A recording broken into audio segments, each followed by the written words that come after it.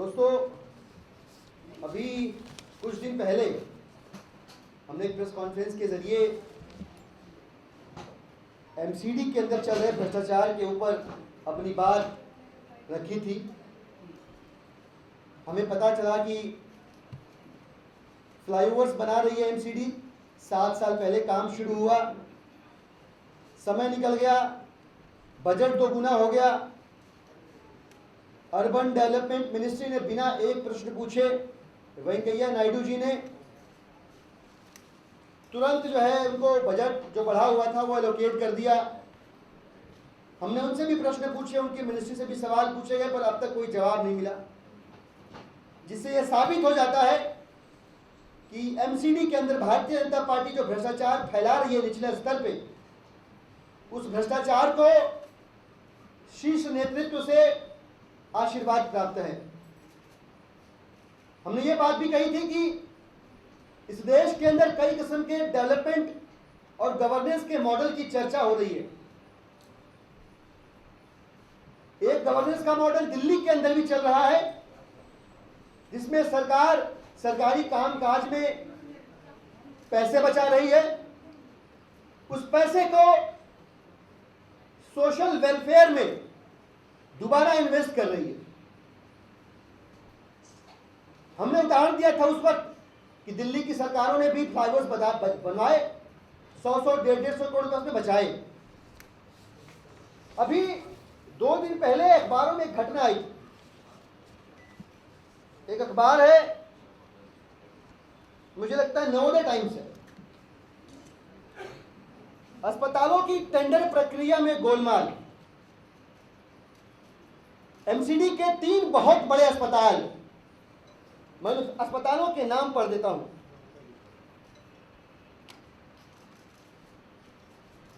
तीन बड़े बड़े अस्पताल हैं। एक हिंदूराव हॉस्पिटल है, दूसरा कस्तूरबा अस्पताल है, और तीसरा राजन बाबू टीबी अस्पताल है। इन अस्पतालों में साफ सफाई करने के लिए एक टीम रखी गई है। यह बड़ा इंटरेस्टिंग है बीजेपी के मामले में, बीजेपी शासित एमसीडी के मामले में। इनका पूरा अत्याचार, अनाचार, दुराचार, भ्रष्टाचार कूड़े कचरे के इर्द गिर्द घूमता है, गंदगी के इर्द गिर्द घूमता है। दूसरे शब्दों में यह कहें तो कोई अतिशयोक्ति नहीं होगी कि बीजेपी की पूरी राजनीति ही कचरे की राजनीति है। हुआ क्या इन अस्पतालों में? पिछले 7-8 साल से इन अस्पतालों में, इन तीनों अस्पतालों में बार बार लगातार बिना किसी ओपन टेंडर प्रोसेस के एक प्राइवेट कंपनी को टेंडर अवार्ड कर दिया जा रहा है, काम दे दिया जा रहा है। और काम भी छोटा मोटा नहीं है। मैं आपको बताना चाहूंगा, कस्तूरबा गांधी अस्पताल में 2009 से अस्थायी तौर पर सफाई का काम करने के ठेके दिए जा रहे हैं एक निजी कंपनी को, और लगभग प्रतिमाह 8 लाख रुपए का भुगतान किया जा रहा है।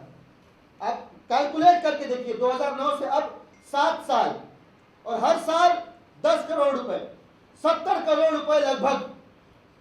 इसमें से कितना ऊपर गया, इसकी जांच होनी अभी बाकी है। इसके बाद हिंदूराव अस्पताल, उसमें भी लगभग 10-10.25 लाख रुपए दिए जा रहे हैं। जो राजन बाबू अस्पताल है, उसमें लगभग 6 लाख रुपए दिए जा रहे हैं प्रति माह, और बिना किसी टेंडर के दिए जा रहे हैं, और एक ही कंपनी को दिए जा रहे हैं। मजे की बात देखिए इसमें, जो चिकित्सा अधीक्षक महोदय हिंदूराव हॉस्पिटल के,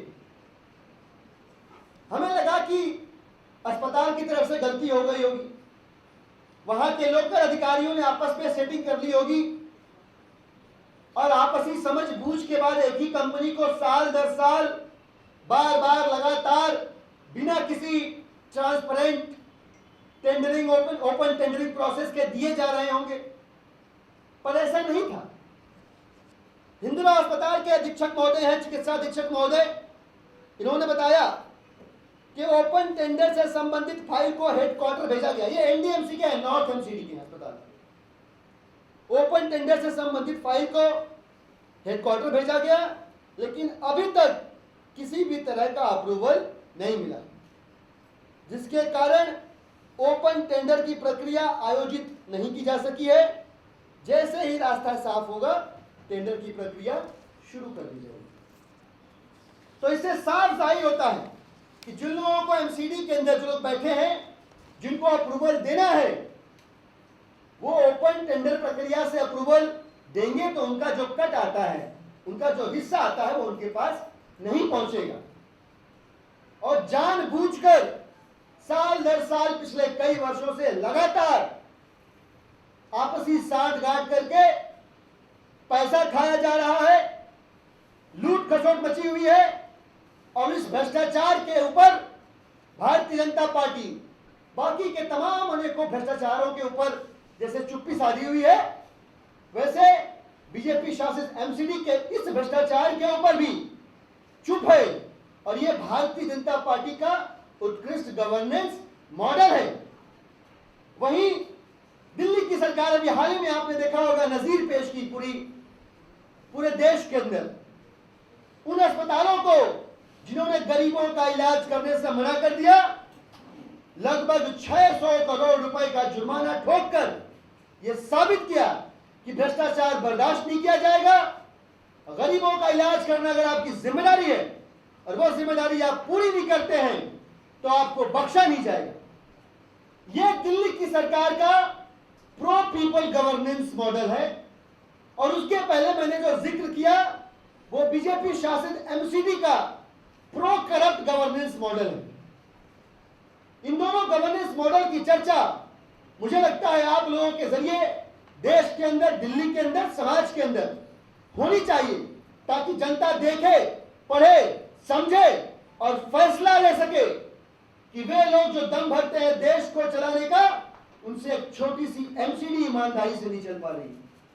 एक छोटी सी एमसीडी पूरी ईमानदारी से, ट्रांसपेरेंसी से, पारदर्शिता के साथ वो नहीं चला पा रहे हैं जो पूरे देश को चलाने का दावा करते हैं, दम भरते हैं।